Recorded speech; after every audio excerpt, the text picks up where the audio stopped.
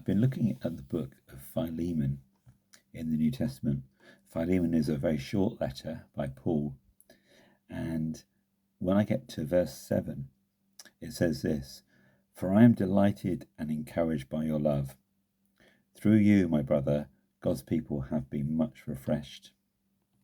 Accordingly, although in Christ I might make bold to point out your duty, yet because of that same love, I would rather appeal to you."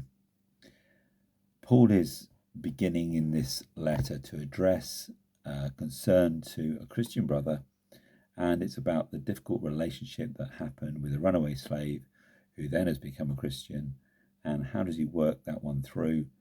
It's not just a master-slave relationship now, it's a brother-to-brother relationship, and Paul is there kind of in the middle of it, really, but also trying to help bring some reconciliation and bring some resolution to the situation in a godly way. And I love the way, really, that Paul treats everybody in this letter. And there is a sense in which he wants to honour every individual involved in the situation. He wants to approach it with tact and with wisdom and with pastoral sensitivity. He honours people.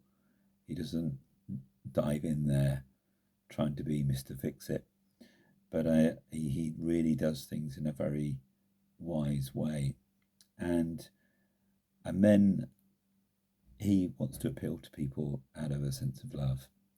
And my prayer really today is that God would help us to use that measure of God's love as a real barometer of how we deal with situations. So it's easy to get trapped into all sorts of areas of offence and to make mistakes because we're angry and we're upset, and sometimes we're right as well, and sometimes we've got a reason to be right about something, but God's mercy is always the biggest thing we need to be aware of in the situation.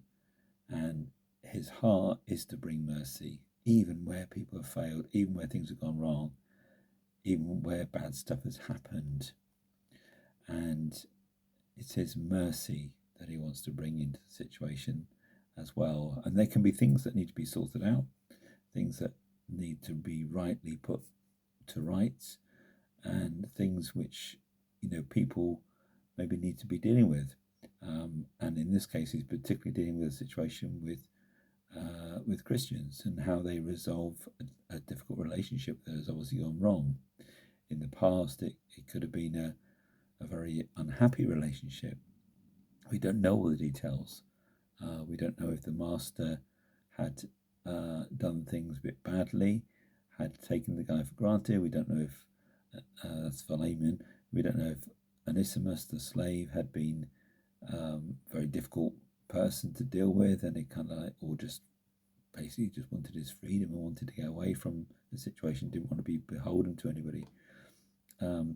So we don't know all the ins and outs of the situation. There's many things we don't know about the details, but we do know that Paul wants to broker the mercy and grace of God and the love of God, and that's what he appeals to.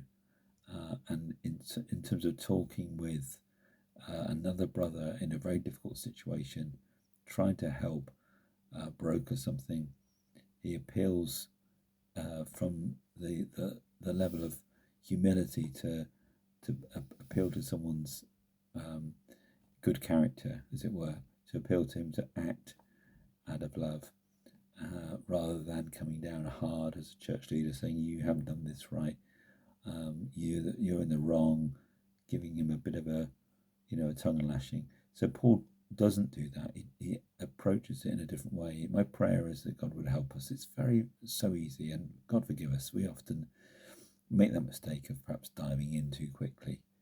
But may God give us that grace again in our dealing with situations that are tricky and delicate, and where maybe everything's not perhaps as it seems, or perhaps so easy to see all the rights and wrongs of it. Maybe we also have been guilty of of making a bit of a mess in situations ourselves, and we would want someone to handle us well. We would want someone to be gracious with us. We would want somebody to be loving towards us where we had failed. So in the same sense, Paul's modelling something that this is how you deal with a difficult situation. So God help us. May we learn from Paul's example.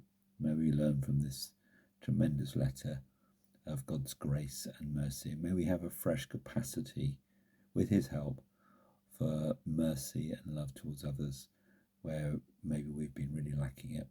All right. God bless. Bye.